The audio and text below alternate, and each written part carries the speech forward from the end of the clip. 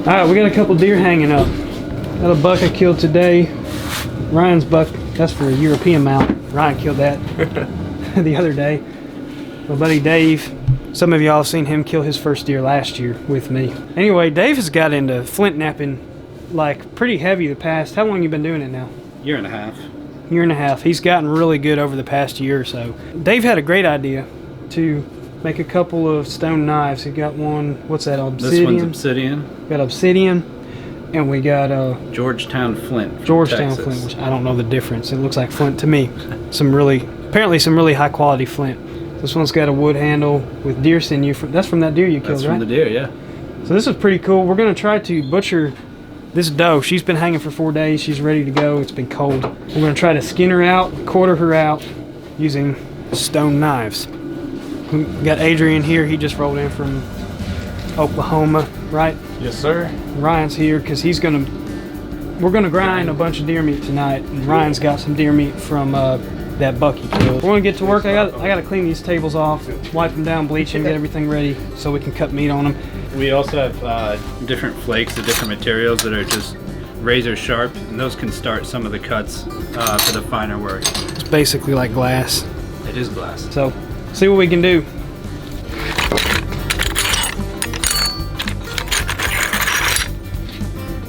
I want to start with the pretty one, but I want to start with the obsidian just for test run. It's sharp. So skinning is going to be the toughest part. Once we get the skin off, it'll be a lot easier to butcher it. Yeah, I'm gonna go ahead and use a flake because I don't want to break this right off the bat. That's real sharp. This is also really like halfway dried because she's been hanging for a few days. Oh, there we go. Oh, perfect. Yeah, that is sharp. Once I get the hindquarters split off and start skinning it, it'll be a lot easier.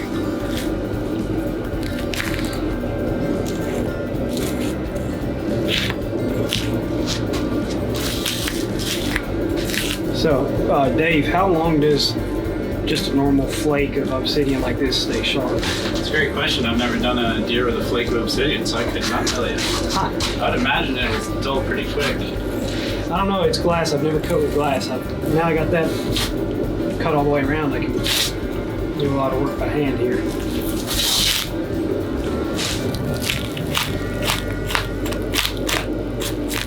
Look at Adrian actually helping out. You can use some. I do what I can.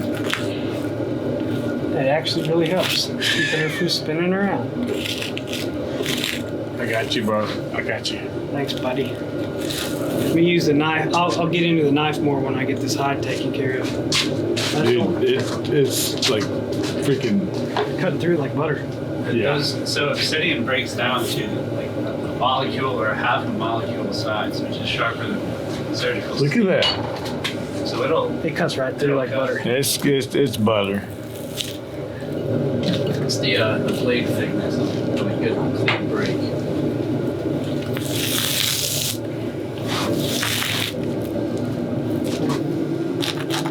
So the serrated edge off of this is gonna saw. It's better for sawing than clean cuts like the flake. This deer's cold because she's been hanging in cold weather for 4 days, so this fat. There we go.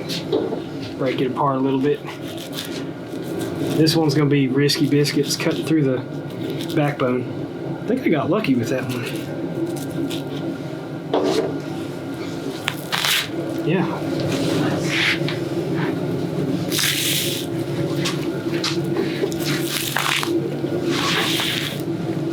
Now we can use this knife.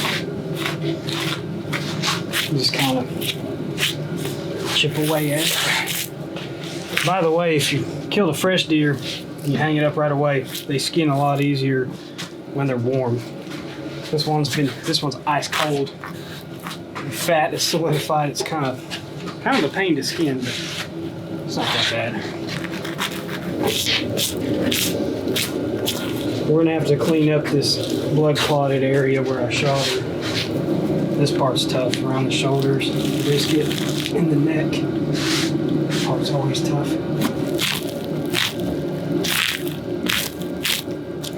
It's cutting through the hide like nothing. Sharp, man. It's still sharp. It's insane. I thought this Brazilian one wasn't gonna work though. Dude, That's So awesome. far, so good. That makes me real happy. how would you compare that to what you've been using? This one's gonna be tricky cutting through the shoulder joint. Because I normally run a knife up against this right here, the Yep. tendon. There's a lot of bone and tendon right there. Give it a shot. Jason, put a new edge on. I can feel it dulling. But nope, not enough to pop it. Now I don't remember what side I was cutting with. Almost. Close. There we go. Oh, So we cut a little bit of tendon until it pops. Like that. Just kind of work through it. Hell yeah. It's pretty impressive. It's cutting through the shoulder joint. Look at that. That is so cool.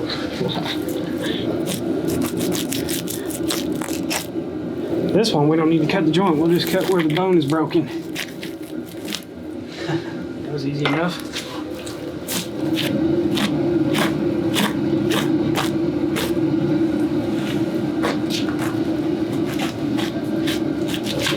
That thing is impressive. That is. Yeah, I'm pretty well pleased with this stone knife. One shoulder. Amazing. No wonder they used them back then. Ooh, my hand's freezing. You're saying that this handle was chewed on by beavers? Beaver chew, yeah. This one's kind of messed up from the shot, but we got it. Alright, I guess we'll do backstrap. I'm going to try this flint. So what happens when it gets dull? So as you can see, some of the serrations are kind of disappearing from the side we've been using. So in order to sharpen it, I'm going to take this tool, which is just a steel nail that's filed flat. I'm going to take this pad, and I'm going to press a flake off in each of these little dull spots. And each of those flakes is revealing another razor sharp edge. And as you go down the whole blade, you end up with a completely resharpened edge that's razor sharp again. So you can see right in that little spot where I resharpened it. That's nuts. So that's all it takes. Obviously you're That's removing it. part of the blade, but Yep, yeah, you're taking off Within, some like- material, but if you can drive the flakes in instead of off, it'll save a lot of your width, so you can keep sharpening the knife and get a bunch of uses out of it. so within 10 seconds your knife is good as new. Yeah, this whole edge is good to go now. That's nuts. I want to keep using that knife, but I also want to see how the flint does, because this is more like the material we'd find in the creeks here, Yep, picking up yeah, arrowheads. this is foreign to this area. This handle is off the Cumberland River. Yeah, I found this stick that was all chewed up by beavers, and I thought it'd make cool knife handles. It's too soft of a wood to use for a handle, but I just threw it together. It's real quick probably to box use. elder or something. I believe so. It's got that smell to it. It's got the good beaver chews. It looks cool. Put a and stain some blood on on it from where I was it. making it. Your blood, not deer It is blood. my blood. Deer sinew. That's cool. Put his blood, sweat, and tears into it.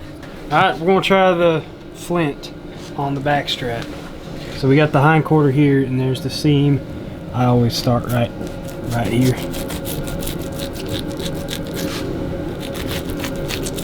Yeah, a little bit of flank meat here. Backstrap stops right there, and it goes all the way up to the spine, of course. So I'm trying to just carefully cut through without breaking the blade. Just cut through until I feel bone, spine bone there. And then we'll come down. This sinew here came off of a backstrap of another deer. That's this silver skin right here that covers the meat. It's really tough. So we gotta be careful cutting through it.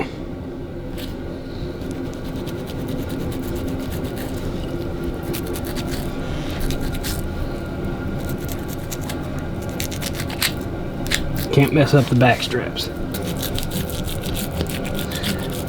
It's cutting through pretty good. This, you got this layer of silver skin that you just peel off by hand.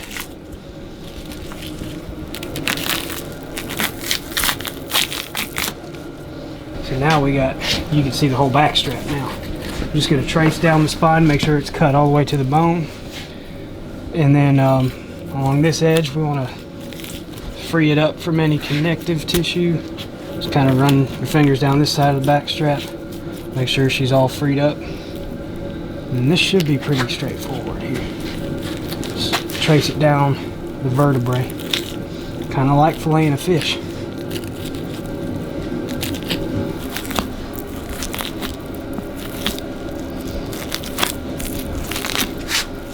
Good stuff right there. That last little bit, you just pull it out. A little bit sloppy, but we got 95% of it. Yeah, not bad for a stone knife. So we'll do the same thing on this side.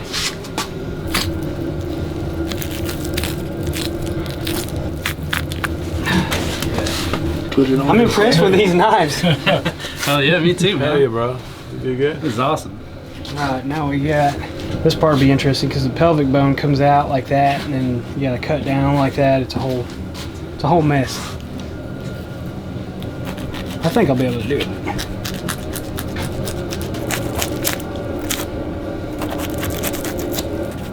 This part's tough because I can't tell where the bone is. There's so much fat. This doe's actually pretty fat. It's just nothing but tallow.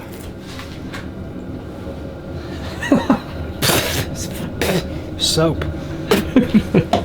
I've got dinner at my bro's house about 5 minutes away, so I gotta Oh, go. you heading out?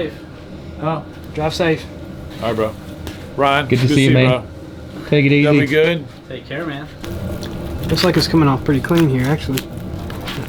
I say that, I'm gonna mess it up.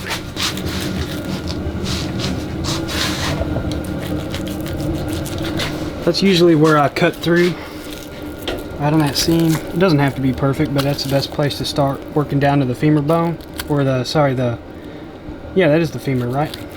Yeah, upper Yeah. leg. I shot one quartered to me one time, and it kicked. The arrow kicked back and hit its opposite. Went all the way through it from about 3 ribs back, all the way, and hit it in the opposite back hip femoral artery, and it only ran 30 yards. They bleed out quick when you hit them there. It's a big artery. It supplies blood to the entire back leg. So this is coming off pretty clean. Could have done better, could have done worse. That is a whole boneless hind quarter. Hind quarter. And one more to go. We can cut the camera off for this. I'm just gonna cut the other side off. You already saw it.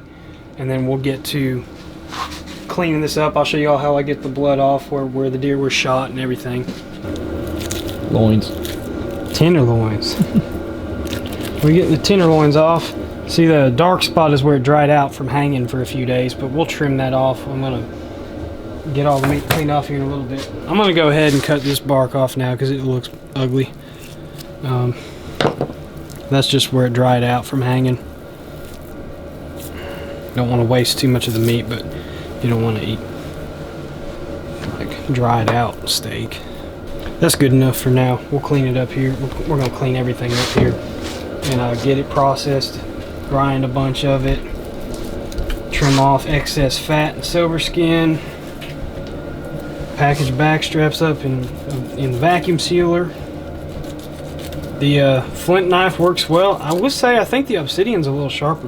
They both do the job great, but I think the obsidian seemed like it was a little bit easier to cut with. What do you think, Dave?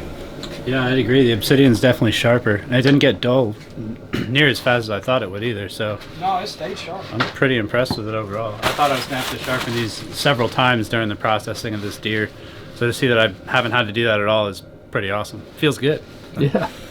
One last thing, the shoulders. A lot of people say, you know, you shoot them in the shoulders, you waste meat, shoot them in the neck or head or whatever. You shoot them behind the shoulder because it's the biggest margin of error. If you pull the shot a little, something happens, you got the biggest target to aim at is the lungs. So that's why you shoot them in the shoulder, but it does get clotted up with blood quite a bit. You can start off with paper towel and just pull that clotted blood off, and then you can come in with a knife And it's just layers of silver skin, so you can actually take a knife and skim off a lot of this clotted blood. It takes a little extra work, but once you get it all done, you don't waste hardly any meat at all. You're just basically cleaning off the blood off of the meat. It doesn't hardly soak into the meat at all.